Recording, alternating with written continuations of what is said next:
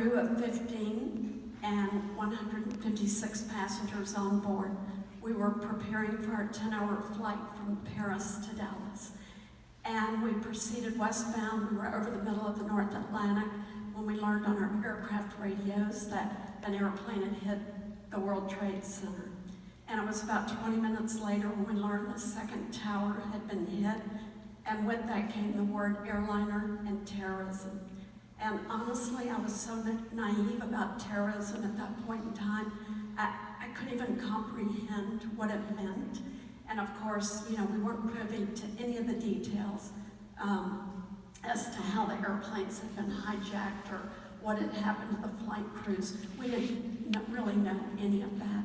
And then as we continued westbound, when we finally were in contact with Gander Air Traffic Control, we were ordered to land in Gander. And of course, that was after all the US airspace was closed. We knew we would be diverting, but we assumed it would be to Toronto or Montreal, one of the larger cities. And that day was very different. It was an order. And as airline captains, we don't normally get orders.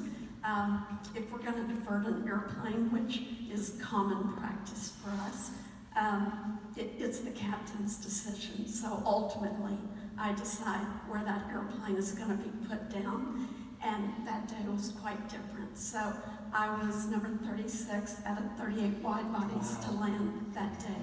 We had flown for 7 hours, and when we touched down, we were on the airplane for another 21 hours. So it was 28 hours total on the airplane. Next time you're sitting on an airplane on the tarmac, it's nothing.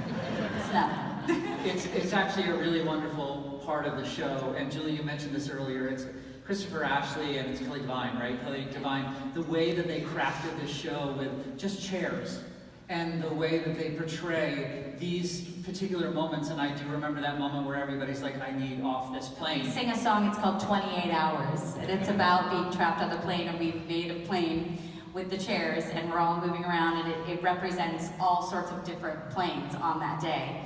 And just so powerful. how that must feel to be, trapped on a plane for 28 hours. And I know we're talking about a time in our history that we wish we could all forget, but it happened. And I just want to say that this musical and the representation of this musical and what it stands for is actually uplifting. It's such a great message, don't you agree? It truly is. So many people tell us this, but you are a better human when you walk out of our show.